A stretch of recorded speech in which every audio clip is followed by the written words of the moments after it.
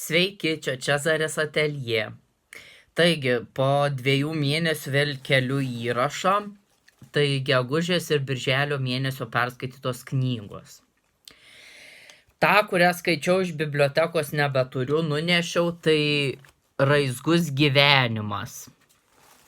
Na, man tikrai patiko šita knyga, nes joje buvo pasakojama apie grybus. Ne šiaip, kad tenai būtų žinynas kažkoks surašytas, kokius rinkti ar ne, bet ten buvo surašyta moksliškai. Tai būtent apie trumus, kaip ieško šunis tenai su šunim, apie micelį, apie viską, kas susiję su grybais, bet taip moksliškai, ir mane sudomino tas toksai miško internetas vadinamas. Kai grybai ir augalai vieni su kitais bendradarbiauja. Tai tikrai įdomi knyga, nėra jinai labai sausa tokia informacija, kad pasirodytų mokslinė knyga, bet tikrai gan įdomiai parašyta ir man tikrai labai patiko. Na, kita knyga, tai mano žanras, mano stilius, viskas sudėta, tiesiog tobula knyga, tai Karolina Ringys Ribinis laikas. Na, kaip čia apipasakot knygą nespoilinant. Tai čia buvo ir fantastikos, ir meilės, ir detektyvo.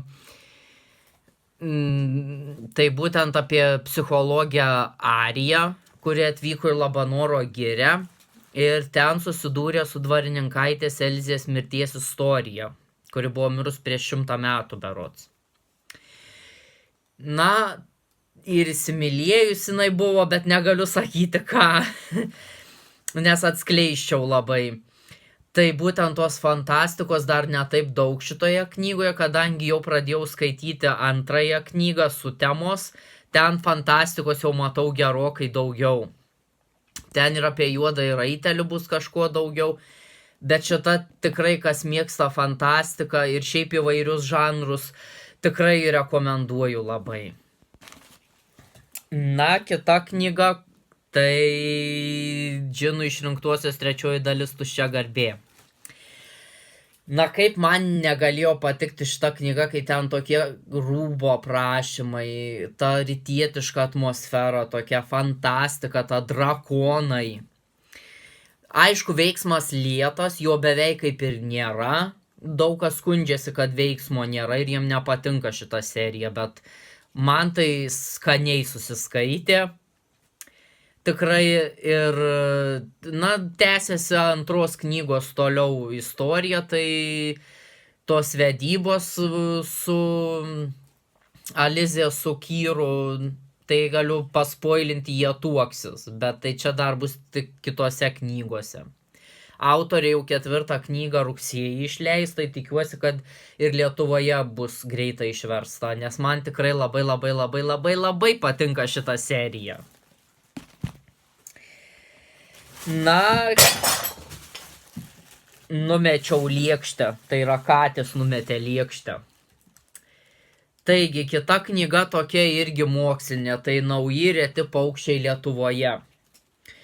Nežinau, kodėl aš nusipirkau šitą knygą, man viršelis labai patiko. Na ir kai paskaičiau, čia yra tikrai ir nuotraukų visokių, ir aprašymų, kur Lietuvoje sutinkami tie paukščiai ir kiek kartų jie buvo sutikti. Tai mane nustebino, kad papūga buvo rasta Lietuvoje gyvenanti. Tai įdomu, ar jinai čia pabėgusi buvo iš kokių žmonių, ar iš tikrųjų atskrido gyventi pas mus. Tai čia, na, knyga tokia mokslinė, kaip sakau, sausi faktai pateikti tikrai, bet nuotraukos labai gražios ir galbūt ateityje kažką nutapysiu iš tų paukščių, nes, na, man tikrai visai patiko šita knyga. Na ir paskutinė serija, tai Agnės Bausienės naujausios knygos. Tai būtent pirmoji dalis Tu priklausai man ir antroji dalis Aš priklausau tau. Šitos knygos buvo aprašytos kaip dark romance. Na, daug kas skundėsi, kad tenai tų dark romance jie nieko nerado. Na, gal čia marketingas kažkoks, kad tai būtų, bet realiai kaip meilės romanai tai man patiko. Būtent tame meilės romanų žanre šitos knygos yra tikrai neblogos. O jeigu ieškai to dark romance, tai galbūt geriau užsienio rašytojų skaityti. Bet knygoje tikrai susitiko buvę draugai vaikystės, na ir tarp jų tokia trauka, tokia meilė, tokia aistra. Ir kriminalo to šiek tiek yra, vat būtent paskutinėje knygoje, kai baigėsi. Tai jau galvojau, kad jisai mirs. Bet galiu paspoilinti, kad dėja nemirė. Viskas gražiai užsibaigė, viskas tiesiog tobulai. Tai man šitos rašytojos knygos labai labai patinka ir šitos patiko ir lauksiu labai kitų. Tai va, tiek. Perskaičiau per 2 mėnesius tikrai nedaug. Dabar vat skaitau tas Karolinos Ringys Sutemos, tenai beveik 600 puslapių knyga, bet jau pradėjau ir tikrai labai įdomiai prasidėjo, tai na, nežinau, turbūt visą mėnesį teks ją skaityti, galbūt įterpsiu kažkokių plonesnių knygų, kad daugiau perskaityti, nes prie vienos knygos sėdėti man šiaip nuobodu. Tai va, tiek apie 2 mėnesių perskaitytas knygas ir, na, žiūrėsiu, ar ne, per mėnesį tikrai neperskaitysiu tiek, kiek perskaičiau čia per 2. Tai pasimatysime po 2 mėnesių, iki.